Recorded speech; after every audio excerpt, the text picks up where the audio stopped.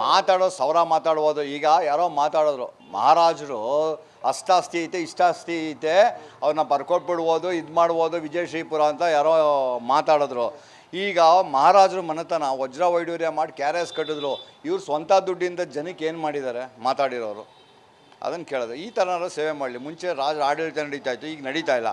ಈಗಲಾದ್ರೂ ಸಣ್ಣ ಅವ್ರ ಕೆಲವು ಹೆಲ್ಪ್ ನಡೀಲಿ. ಈಗಲೂ ಅವ್ರನ್ನ ದೇವರು ಅಂತ ಕೈ ಮುಗಿತಾರೆ ಮೈಸೂರು ಜನತೆ. ಚರಿತ್ರೆಯನ್ನು ತುಂಬ ಓದಿದ್ದೇನೆ. ಈ ಮೈಸೂರಿನಲ್ಲಿ ಏನು ಸುಖವಾದ ಜೀವನ, ಏನು ವಾಸ್ತು ಪರಂಪರೆ ಇದೆಯೋ ಅದೆಲ್ಲವೂ ಮಹಾರಾಜರು ನಮಗೆ ಕೊಟ್ಟ ಭಿಕ್ಷೆಯಾಗಿದೆ.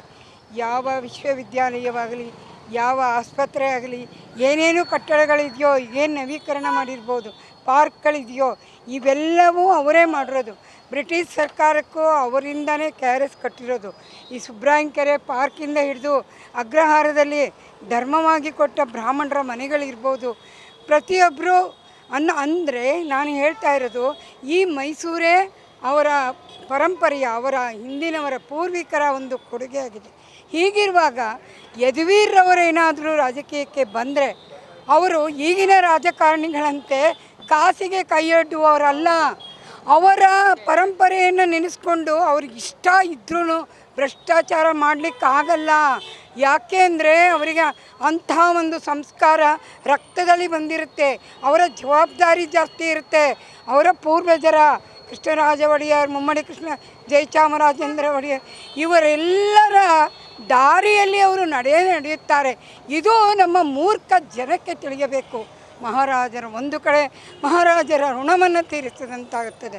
ಈಗ ಏನೇನೋ ಕಟ್ಟಿರ್ಬೋದು, ಆದರೆ ಎಲ್ಲವನ್ನು ಕಟ್ಟಿ ಬೆಳೆಸಿರೋದು ಮೈಸೂರಿನ ನಮ್ಮ ಮಹಾರಾಜರು. ಅವರ ಕುಡಿ ಬಂದಾಗ ಅದೇ ದಾರಿಯಲ್ಲಿ ನಡೆದು ನಮ್ಮನ್ನು ಉದ್ಧರಿಸುತ್ತಾರೆ. ಹಾಗೂ ನಾವು ಅವರಿಗೆ ಪ್ರೇರಣೆ ಕೊಟ್ಟು ನೀವು ಈ ರೀತಿ ಇರಬೇಕು, ನೀವು ನಮಗೆ ಆ ಸೇವೆಯನ್ನು ಕೊಡಬೇಕು ಅಂತ ಕೇಳಿಕೊಂಡು ನಾವು ಅವರನ್ನು ನಿಂತ್ಕೊಳ್ಳಿ ಅಂತ ಕೇಳ್ಕೊತೀವಿ. ಆದರೆ ಅವರಿಗೆ ಆ ಬಾಧ್ಯತೆ ಇರಬೇಕು. ಮಹಾರಾಜರು ಅವ್ರ ಬಗ್ಗೆ ತುಂಬ ಅಪಾರವಾದ ಗೌರವ ಇದೆ. ಅವರು ನಮಗೆ ತುಂಬ ದೇವ್ರ ಸಮಾನ. ಅವರು ಏನು ಅಂದರೆ ಈ ಯಡಿಯೂರಪ್ಪನ ಒಂದು ಇದರಿಂದ ತಾವು ಎಲ್ಲಿ ಪ್ರತಾಶ್ರಮ ಬೆಳೆದು ಬಿಡ್ತಾರೆ. ಮುಂದೆ ಇವರು ಒಳ್ಳೆ ವ್ಯಕ್ತಿ ಆಗ್ತಾರೆ, ಒಳ್ಳೆಯ ಜನ ಒಬ್ಬ ಪ್ರತಿನಿಧಿಯಾಗಿ ಪ್ರತಿಬಿಂಬಿಸ್ತಾರೆ. ಮುಂದೆ ಅವ್ರ ಮೊಮ್ಮನಿಗೆ ತೊಂದರೆ ಆಗ್ಬೋದು ಅನ್ನೋ ಒಂದು ಉದ್ದೇಶದಿಂದ ರಾಜಕೀಯ ಇದು ಯಡಿಯೂರಪ್ಪನ ಕುತಂತ್ರದಿಂದ ಈ ಪ್ರತಾಪ್ ಅವರಿಗೆ ಟಿಕೆಟ್ ಮಿಸ್ ಆಯಿತು. ಬಟ್ ಪ್ರತಾಪ್ ಸಿಂಹ ಒಳ್ಳೆ ಕೆಲಸ ಮಾಡಿದ್ದಾರೆ, ಒಳ್ಳೆ ವ್ಯಕ್ತಿ, ಆಮೇಲೆ ಒಬ್ಬ ಆನೆಸ್ಟ್ವಾದ ವ್ಯಕ್ತಿ, ಒಳ್ಳೆ ಸಣ್ಣ ವಯಸ್ಸಲ್ಲಿ ಒಳ್ಳೆ ಕೆಲಸ ಮಾಡ್ತಿದ್ದಾರೆ. ಇದು ನಮಗೆ ಮಹಾರಾಜರ ಬಗ್ಗೆ ಅಪಾರವಾದ ಗೌರವ ಇದೆ. ಅವರು ನಮ್ಮ ಮನೆ ದೇವರಿದ್ದಂಗೆ. ಬಟ್ ಇದು ಮಾಡಿರೋದು ತುಂಬ ಅನ್ಯಾಯ. ಇದು ತುಂಬ ಒಳ್ಳೆಯದು. ನಮ್ಮ ಮೈಸೂರಿಗೆ ಬೇಕಾಗಿರೋ ವ್ಯಕ್ತಿ ಅಂಥವ್ರು ಬರಬೇಕು.